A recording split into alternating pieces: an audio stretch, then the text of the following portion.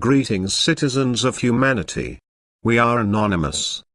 British intelligence agency MI5 faces allegations. It covered up child sex abuse at a care home in East Belfast for decades. To protect its intelligence operations, Northern Ireland's High Court will hear on Tuesday. Victims of child sex abuse which took place in Kincora Boys' Home throughout the 1970s, are pursuing a full independent inquiry into the matter.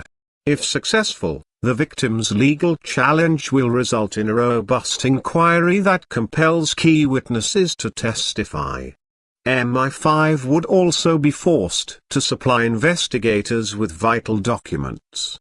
The Belfast-based court case is the first to address the British state's alleged links to the notorious care home in the 1970s.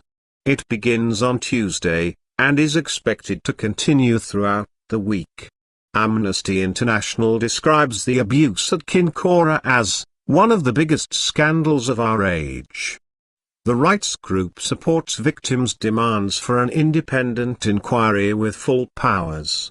Patrick Corrigan, Amnesty's Northern Ireland Programme Director, told RT, the allegations could scarcely be more serious, that MI5 used a paedophile ring at the boys' home for its own intelligence-gathering purposes and then blocked police investigations, which could have ended the abuse years before it was finally stopped. If true, that means that the UK security services used vulnerable boys as nothing more than sexual bait in a blackmail trap.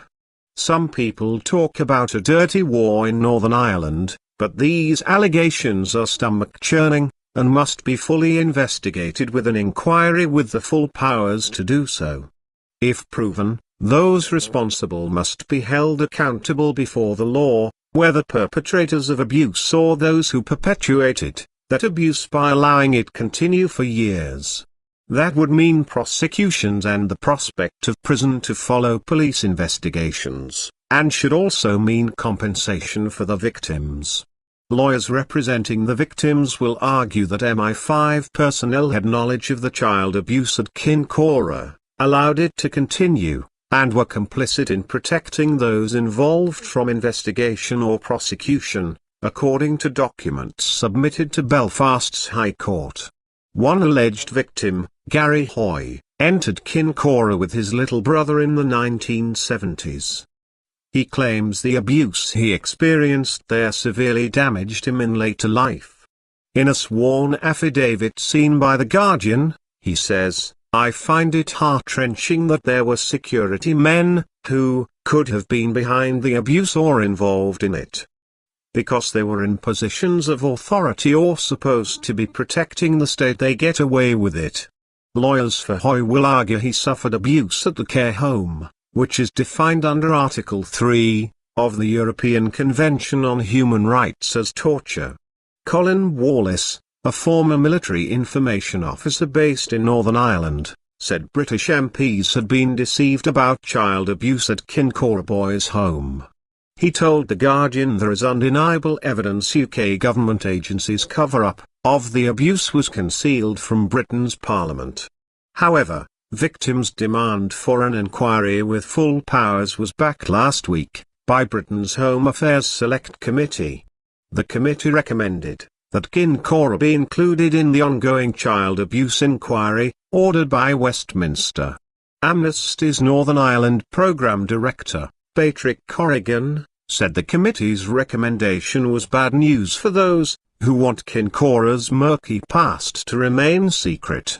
Nothing less than the inclusion of the Kincora home in this inquiry is liable to see the truth finally arrived at and justice finally delivered, he told RT. A spokesperson for the Home Office, the government department responsible for MI5, said the government is collaborating fully with all investigations into allegations relating to the Kincora Boys' Home.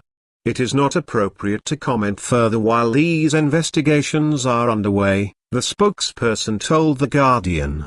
3 senior staff at Kincora were imprisoned in 1981 for abusing 11 boys in their care. but it is feared the facility hosted many more abusers and victims between 1960 and 1980.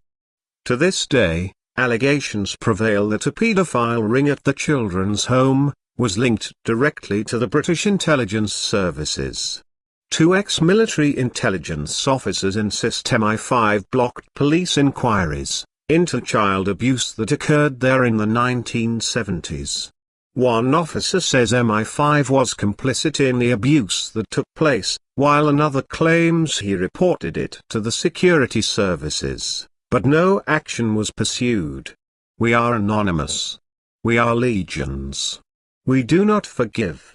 We do not forget. Expect us.